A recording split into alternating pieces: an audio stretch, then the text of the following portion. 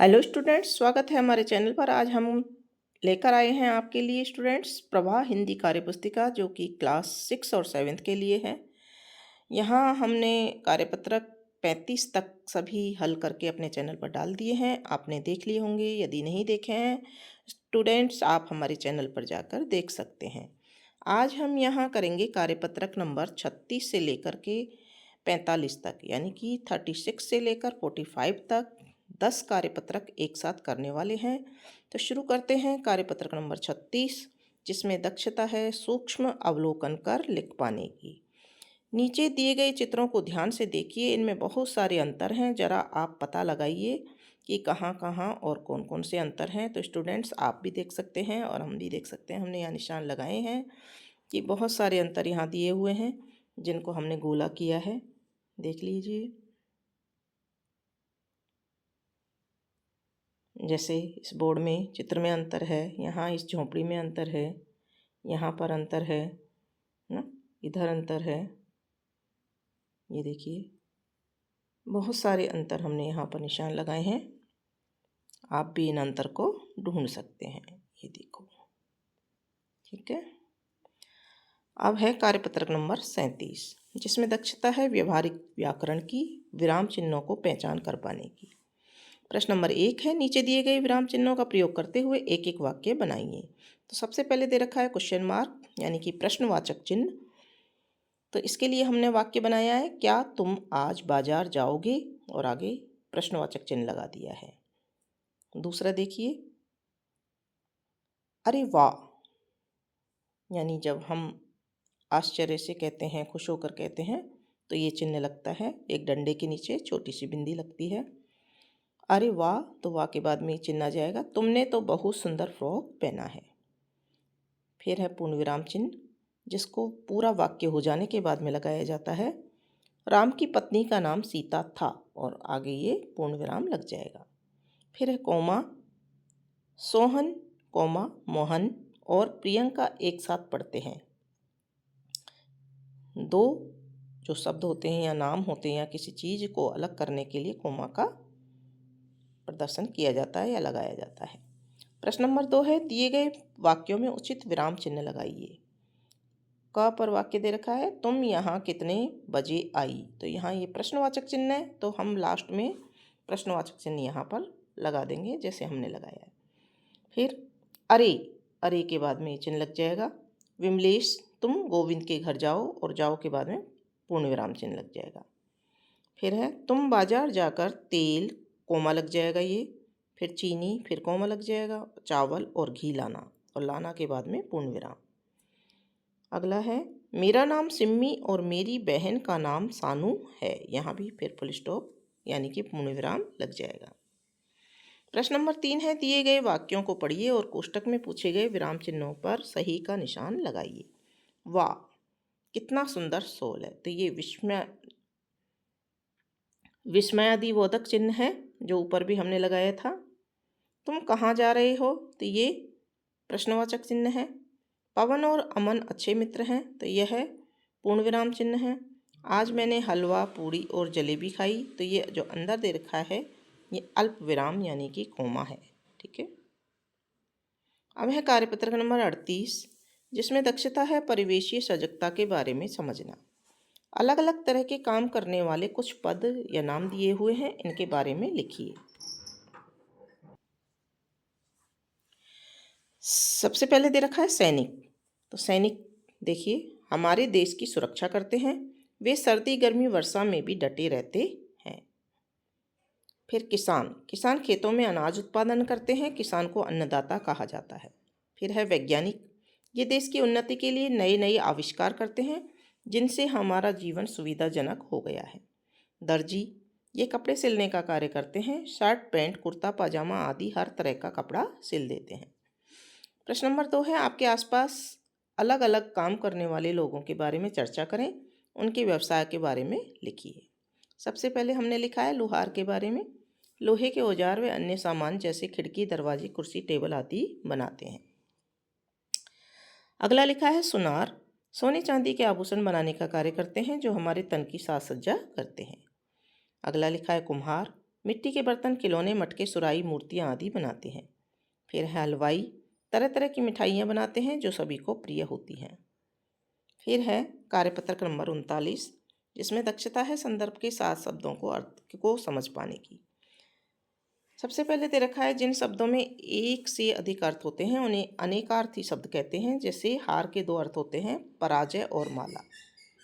नीचे लिखे शब्दों के 2-2 अर्थ होते हैं। आप इनके 2-2 अर्थ एवं उनका वाक्य में प्रयोग कीजिए। सबसे पहले दे रखा है स्टूडेंट्स उत्तर, जिसका एक अर्थ होता है जवाब और एक होता है दिशा। उत्तर दिशा भी होती है और उत्तर का मतलब जवाब भी होता है। शिक्षक के प्रश्न पूछने पर स्मिता ने सही उत्तर दिया, तो यहाँ उत्तर का प्रयोग हमने जवाब के रूप में किया है। अब दिशा के रूप में, ध्रुव तारा उत्तर दिशा में दिखाई देता है। यहाँ उत्तर का प्रयोग दिशा के रूप में हुआ है। लाल का मतलब पुत्र और रंग भी होता है। माता यशोदा अपने लाल को बहुत प्यार करती थी, यहाँ पुत्र के रूप में प्रयोग हुआ है लाल का। और रंग, गुड़हल के पेड़ पर लाल रंग के पुष्प लगे हैं, यहाँ रंग के और लिखना है आपको, हम भूल गए हैं।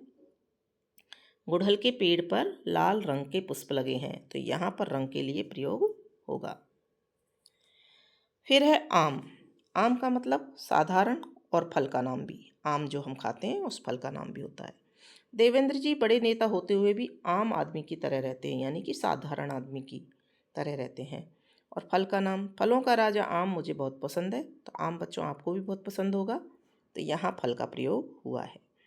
अर्थ, अर्थ का एक अर्थ होता है मतलब और दूसरा होता है धन। तो अध्यापिका ने सन का अर्थ सूर्य बतलाया। और धन, अर्थ की दृष्टि से रमेश अधिक संपन्न है, यानी कि यहाँ धन उसके पास ज़्यादा है। फिर है भाव। भाव का मतलब मूल्य और संवेदना। चीनी का भाव 50 रुपये किलो है। और संवेदना, माँ अपने बच्चे को अधिक प्रेम भाव, माँ को का अपने बच्चे से अधिक प्रेम भाव होता है, तो यहाँ एक संवेदना है ये। व्यंजन, व्यंजन यानी पकवान और वर्ण। दीपावली पर अच्छे अच्छे व्यंजन बनाए जाते हैं, तो यहाँ पकवान के लिए उपयोग हुआ है व्यंजन का। आज हमारी टीचर ने स्वर और व्यंजन में अंतर बताया, तो यहाँ व्यंजन जिसको वर्ण कहते हैं। फिर है हल। हल का मतलब समाधान और एक औजार। मुझे इस प्रश्न का हल समझ नहीं आ रहा है। और औजार, किसान अपने खेत में बीज बोने में से पहले हल चलाते हैं, ठीक है ना, तो ये खेत में हल चलाया जाता है, जो एक औजार का नाम है। फिर है वार। वार का मतलब दिवस और हमला। आज सोमवार है, तो यहाँ वार के दिवस के रूप में प्रयोग हुआ है। चीन ने अपने पड़ोसी देश पर वार किया, यहाँ हमले के रूप में इसका प्रयोग हुआ है। अब है कार्यपत्रक नंबर 40। दक्षता है गद्यांश या पद्यांश को पढ़कर समझ के साथ उत्तर दे पाने की। सबसे पहले दे रखा है, नीचे दिए गए गद्यांश को पढ़कर प्रश्नों के उत्तर दीजिए। तो पढ़ते हैं इसको। यहाँ मेरा जन्म हुआ, तब सब कुछ कितना अलग था। उस समय वहाँ वे सब ऊंचे ऊंचे घर नहीं थे, यह सड़क भी नहीं थी, वह सिनेमा का बड़ा सा पोस्टर और उसमें नाचने वाली औरत भी नहीं थी। सिर्फ सामने का यह समुद्र था। बहुत अकेलापन महसूस होता था। तुम्हें यहाँ लाकर खड़ा किया गया तो सोचा चलो कोई साथी तो मिला, यही सही, लेकिन वो भी कहाँ। तुम तो मुझसे अपनी अकड़ के मारे बोलने को तैयार ही नहीं थे। गद्यांश में पेड़ अपने मित्र बिजली के खंभे से बात कर रहा है, जिसमें समय के साथ अपने बदलाव के बारे में बता रहा है। तुम्हें अपने आसपास की नीचे दी गई चीज़ों में क्या क्या बदलाव लगता है जो पहले नहीं था। इस बदलाव के क्या कारण हो सकते हैं। तो जैसे स्कूल में, तो स्कूल में हमने लिखा है बड़े बड़े कक्ष में बैठने के लिए टेबल कुर्सी, प्रयोगशाला में नए नए यंत्र, कंप्यूटर लैब बन गई है। हम कंप्यूटर व प्रोजेक्ट द्वारा नई नई तकनीक सीखते हैं। गांव और शहर में क्या हुआ है, चौड़ी चौड़ी सड़कें, गाड़ियों की भीड़, पेड़ पौधों की संख्या, कम पानी के नलों की व्यवस्था, सीवरेज लाइनें आदि बिछ गई हैं जो पहले नहीं थी। घर में पक्के मकान बन गए, आधुनिक सामान जैसे fridge, TV, mixie, washing machine, microwave, चिमनियाँ आदि उपलब्ध हैं जो पहले नहीं थी। अगला है, क्या तुम्हारा कोई दोस्त ऐसा है जो अकड़ के मारे कभी कभी बात नहीं करता, तब तुम उससे बात करने के लिए क्या करते हो। हाँ, जब हमारा दोस्त अकड़ के मारे बात नहीं करता है तो तब उसे ठीक करने के लिए अपने आप को पढ़ने में, अन्य विद्यालय गतिविधियों में आगे बढ़ाने का प्रयास करते हैं ताकि वह हमसे बात करें। कार्यपत्रक नंबर 41 है व्यवहारिक व्याकरण। क्रिया शब्दों को पहचानना और वाक्य में प्रयोग कर पाने की क्षमता इसमें दी हुई है। नीचे दिए गए क्रिया शब्दों का प्रयोग कर वाक्य बनाइए। हंसना, महेश और सुरेश जोर से हंस रहे हैं। लिखना, रवीना ऊँट की विशेषताएं लिख रही है। गाना, स्वीटी सुरीली आवाज में गाना गा रही है। बजाना, हर्षित को गिटार बजाना आता है। अब है दूसरा प्रश्न, नीचे दिए गए वाक्यों में क्रिया शब्द पहचानिए और उनके नीचे रेखा खींचिए। तो हमने देखिए रेखा खींच दी है। मैं शाम को मंदिर जाता हूँ, तो जाता हूँ के नीचे। बच्चा दूध पीते पीते सो गया, यहाँ सो गए के नीचे। मैं नाश्ते में इडली खाती हूँ और दूध पीती हूँ। खाती हूँ और पीती हूँ दोनों क्रिया शब्द हैं। आरती विद्यालय जाती है, तो जाती है के नीचे आ जाएगा। राधा ने बिल्ली को दूध पिलाया, यहाँ पिलाया के नीचे आ जाएगा। फिर तीसरा प्रश्न है, दिए गए कोष्टक में से सही विकल्प चुनकर रिक्त स्थान भरिए। कमला ने बाजार से दवाई मंगवाई, यह मंगवाई सही है, मांगी नहीं आएगा। रवि ने मीरा से फ़ोटो खिंचवाया, तो यहाँ खिंचवाया सही हो जाएगा। मेरा भाई दिल्ली में पढ़ता है, यहाँ पढ़ता सही हो जाएगा। दादाजी ने रवि से पत्र लिखवाया, यहाँ लिखवाया सही हो जाएगा। इन ध्वनि क्रियाओं से नए शब्द बनाइए, जैसे खटखट से खटखटाना, टन टन से टनटनाना, भिन भिन से भिन भिनाना, हिन हिन से हिनहिनाना, गुनगुन से गुनगुनाना। अब है प्रश्न नंबर 5, गद्यांश में आए क्रियापदों को छांटिए। तो हमने जो क्रियापद हैं उनके नीचे अंडरलाइन कर दिए। सुबह स्नान करने, स्नान करना। बाद में बाबा भारती के पांव रोज की तरह अस्तबल की ओर बढ़ गए। फाटक पर पहुंचकर उन्हें अपनी भूल का पता चला, वे वहीं रुक गए।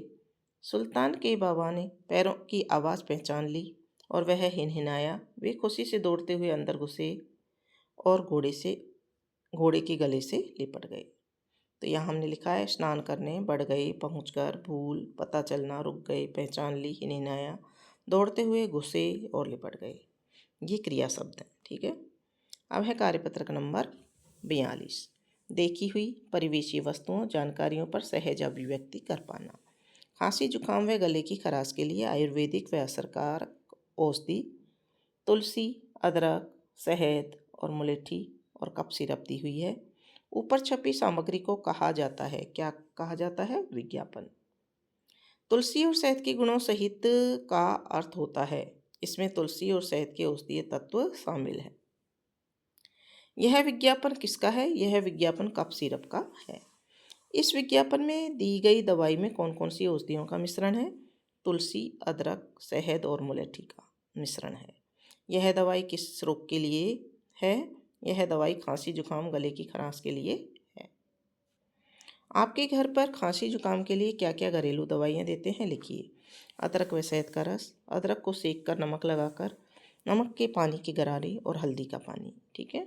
अब देखते हैं कार्यपत्रक नंबर 43, गद्यांश या पद्यांश को पढ़कर समझ के साथ उत्तर दे पाने की इसमें दक्षता दे रखी है। निम्नलिखित गद्यांश को पढ़कर दिए गए प्रश्नों के उत्तर दीजिए।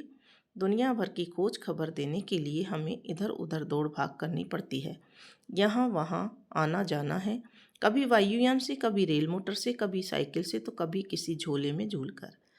एक रात भी नहीं बिता पाते हम चैन से, क्योंकि रात में ही संपादकीय विभाग हमें संवारता है, मुद्रण विभाग हमें छापता है, वितरक हमें लेकर दौड़ पड़ते हैं, शहर शहर, गांव गांव, घर घर, सुस्ताए की गए काम से।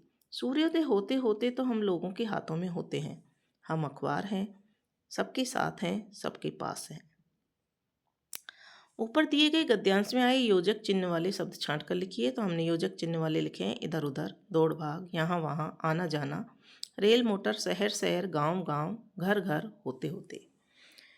प्रश्न नंबर 2 है, अखबार हम तक पहुँचने के लिए किन किन माध्यमों से यात्रा करते हैं? वायुयान से, रेलगाड़ी से, मोटर से, साइकिल से, झोले में बैठकर यात्रा करते हैं। समाचार पत्र को संवारने का काम कौन करता है? समाचार पत्र को संवारने का काम संपादकीय विभाग करता है। यदि अखबार सुस्ताने लग जाए तो क्या होगा? यदि अखबार सुस्ताने लग जाए तो समय पर लोगों के पास नहीं पहुंचेगा तथा खबर बासी हो जाएगी। अगला प्रश्न है, देश दुनिया के समाचार प्राप्त करने के लिए कौन कौन से माध्यम है? देश दुनिया के समाचार प्राप्त करने के लिए टीवी, रेडियो, मोबाइल, ईमेल आदि माध्यम हैं। कार्यपत्रक नंबर 44, गद्यांश पद्यांश को पढ़कर समझ के साथ उत्तर दे पाने की दक्षता है इसमें। निम्नलिखित गद्यांश को पढ़कर दिए गए प्रश्नों के उत्तर दीजिए। मानव जीवन काल के लिए जिस प्रकार भोजन, नींद और श्वास लेना आवश्यक है, उसी प्रकार जीवन को स्वस्थ, सुंदर और सक्रिय रखने के लिए मनोरंजन भी आवश्यक है। मनोरंजन का स्तर कुछ भी हो सकता है। मनोरंजन स्वास्थ्य एवं सौंदर्य बोध के विकास के लिए अत्यंत आवश्यक है। इससे बौद्धिक और मानसिक विकास होता है। जिस ढंग से पका हुआ भोजन व स्वच्छ वातावरण शरीर को स्वस्थ रखता है, उसी प्रकार मनोरंजन के अच्छे साधन मन और मस्तिष्क का उचित विकास करते हैं। नाटक, सिनेमा, घूमना, खेलना आदि ये सभी मनोरंजन के अच्छे साधन हैं। प्रश्न नंबर 1 है, मानव जीवन के लिए आवश्यक है भोजन, नींद व श्वास, मनोरंजन या उक्त दोनों या कुछ भी नहीं, तो यहाँ उक्त दोनों पर सही टिक लगाएंगे। मनोरंजन विकास करता है मन का, मस्तिष्क का, दोनों का, ठीक है ना। इस गद्यांश को उचित शीर्षक दीजिए। जीवन की आवश्यकता मनोरंजन। मनोरंजन के कौन कौन से साधन हैं? नाटक, सिनेमा, घूमना, खेलना, नाचना, गाना आदि। अच्छे स्वास्थ्य के लिए मनोरंजन के अलावा और क्या क्या चीज़ें आवश्यक है? मनोरंजन के अलावा पौष्टिक भोजन, अच्छी नींद भी अच्छे स्वास्थ्य के लिए आवश्यक है। क्या अच्छे स्वास्थ्य के लिए व्यायाम भी जरूरी है? अपने विचार लिखिए। व्यायाम हमारी मांसपेशियों को चुस्त दुरुस्त रखता है, जीवन में ताजगी लाता है, अतः अच्छे स्वास्थ्य के लिए व्यायाम भी जरूरी है। कार्यपत्रक नंबर 45, गद्यांश पद्यांश को पढ़कर समझ के साथ उत्तर दे पाने की क्षमता इसमें है। नीचे दी गई कविता को ध्यान से पढ़कर पूछे गए प्रश्नों के उत्तर दीजिए। तो पहले हम कविता को पढ़ते हैं। नन्ही चींटी जब दाना लेकर चलती है, चढ़ती दीवारों पर 100 बार फिसलती है। मन का विश्वास रंगों में साहस भरता है, चढ़कर गिरना, गिरकर चढ़ना न अखरता है। आखिर उसकी मेहनत बेकार नहीं होती, कोशिश करने वालों की हार नहीं होती। तो यहाँ पर प्रश्न नंबर 1 है, कोशिश करने वालों की हार नहीं होती, यहाँ टिक कर देंगे, सही है। हमें इस कविता से सीख मिलती है, हमें चींटी की तरह बार बार कोशिश करनी चाहिए, ठीक है ना। उपयुक्त पद्यांश को शीर्षक दीजिए, चींटी की कोशिश। चींटी के मन में साहस कब भर जाता है? जब वह दाना लेकर दीवार पर चढ़ती है और बार बार फिसलती है, तो उसके मन में साहस भर जाता है। चींटी की मेहनत बेकार कब नहीं होती? जब वह फिसलने पर भी बार बार चढ़ती है और आखिरकार दीवार पर चढ़ ही जाती है। उपयुक्त पंक्तियों में निहित भाव को स्पष्ट कीजिए। उपयुक्त पंक्तियों में बार बार प्रयास करना बताया है। भाव है कि असफल होने पर हमें निराश नहीं होना चाहिए, फिर से विश्वास के साथ मेहनत व प्रयास करना चाहिए, आखिर में सफलता जरूर मिलेगी।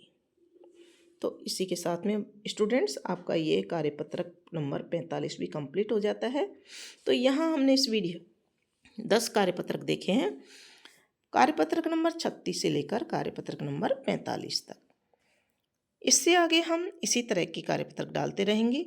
तो स्टूडेंट्स, अभी तक यदि आपने हमारे चैनल को सब्सक्राइब नहीं किया है, तो सबसे पहले चैनल को सब्सक्राइब करें, वीडियो को लाइक करें और कमेंट बॉक्स में एक प्यारा सा कमेंट जरूर लिखें।